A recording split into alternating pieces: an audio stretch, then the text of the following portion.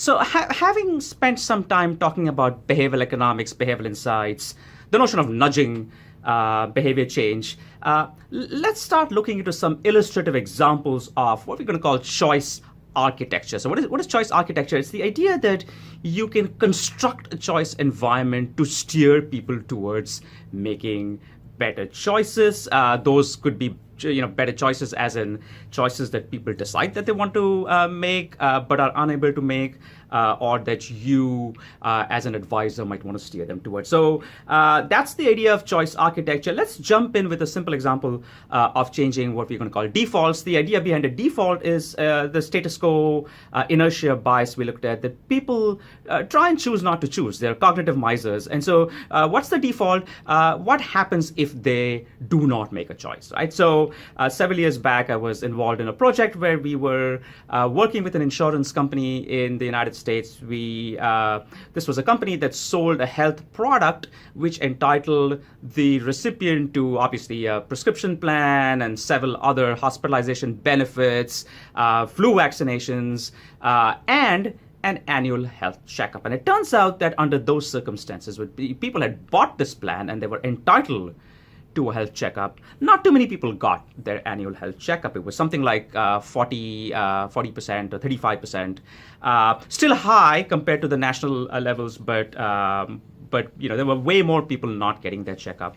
And when you ask people why they weren't getting their checkup, they would say that they were too busy. Now, if you think about the frictions in getting a health checkup, there's not too many. You've got to find some empty slots on your calendar. You've got to pick up the phone, call the doctor's office, and set up a time and find something that meets those empty slots in your calendar. And it turns out that people are more and more averse to making phone calls.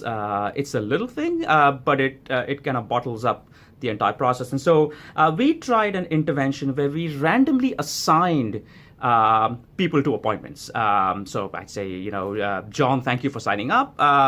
On June the 16th at 10 o'clock, I've made an appointment for you to see Dr. ABC.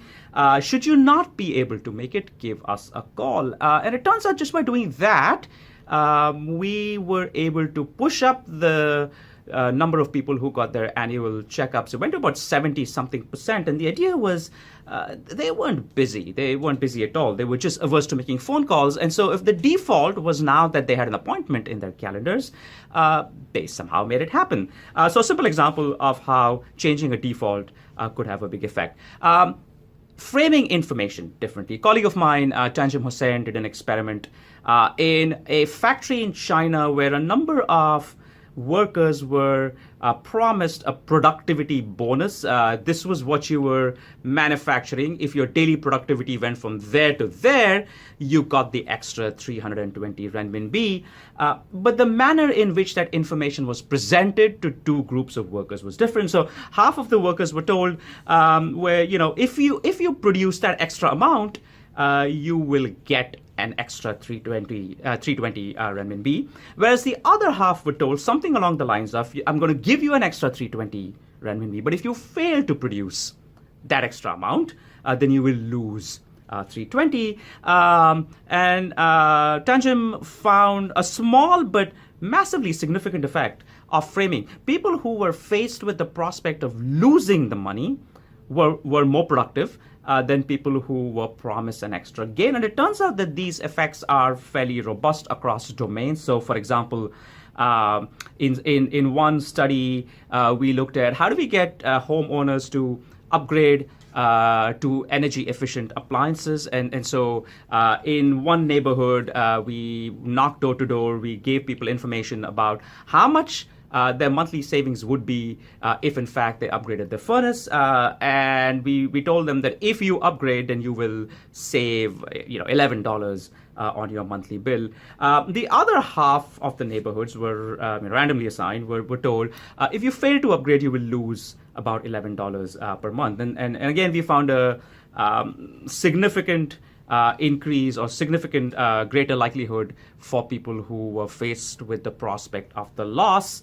They were more likely to upgrade their appliances. So again, framing information differently, small manipulation has sometimes small but a significant effect in terms of behavior.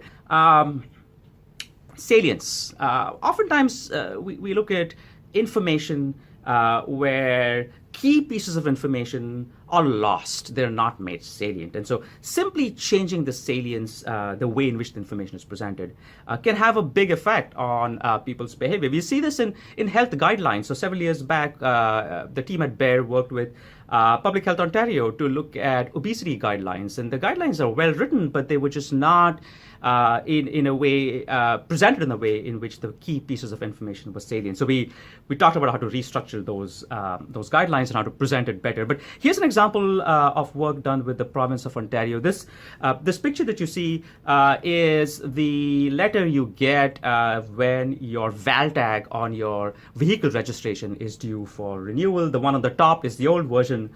The one at the bottom is the new version. Notice the one on the top says something along the lines of click, print, and drive.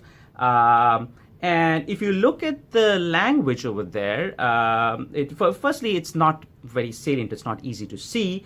And so we fixed that in the lower version where we actually highlighted that information in blue. But if you now look inside as well, the version on the top, which is the old version, says left it to the last minute, no problem, as if to suggest that if you are late, then you should renew online. Otherwise, you can go to the Service Ontario location. And we changed that messaging to say, discover the convenience of renewing online.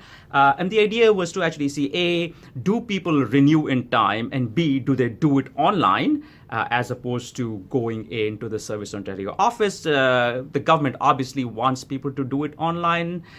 People will benefit if they do it online. It's cheaper, it's safe, it's efficient, it's time saving.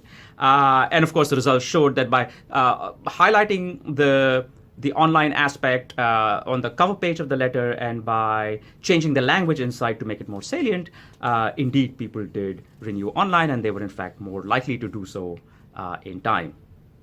Here's another example of a simple intervention to help low-income consumers, in this case in India, who earned cash wages. They earn cash wages on a weekly basis.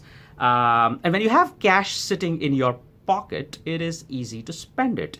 Now, all of these people had been part of a financial literacy program where a wealth manager or a banker came in and told them that, you know what, gee, you can actually save 40, 50 rupees every week, and here's a budget. But again, when the cash was at hand, it was difficult to save. And so the simple intervention we had here was we took the designated savings amount, 50 rupees, 40 rupees, put it in an envelope, sealed that envelope, and on that envelope printed pictures of the laborers' children to remind them of the salience of the goal, the idea that they were saving for their children.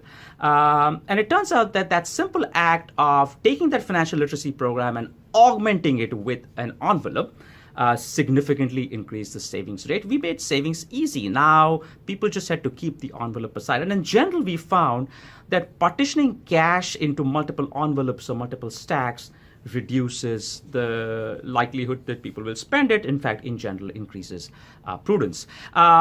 If it works for cash, will it work for other things? So eating, right? You go to the movies, you ask for a large popcorn, and you get something with 16 buckets of popcorn, lots of butter, lots of unhealthy stuff that I don't need to tell you as to what the bad effects are. But here's a thought experiment. Suppose you took that same quantity of popcorn and you partitioned it into 5 or 6 bags, smaller bags. Would you eat as much? And the idea is you would not. And you would not because now when you finish every bag, you have to make an explicit decision. So when I'm eating from a bucket of popcorn, I'm not going to pick one and say, well, should I eat this one? And what about the next one?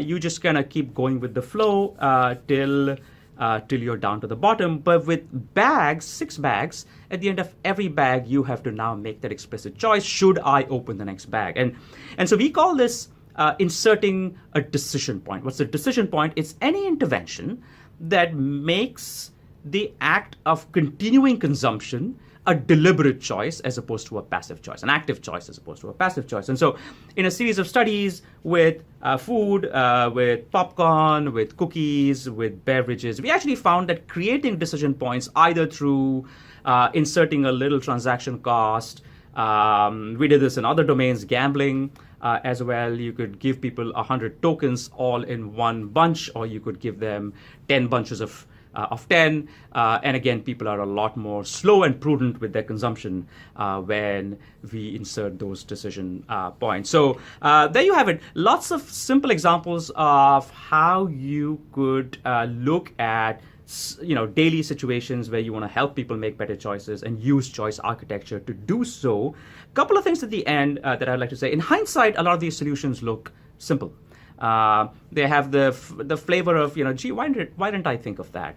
But it took a lot of work in actually observing behavior, trying to understand and diagnose and sort of plot out the customer journey and think through where the bottlenecks might be.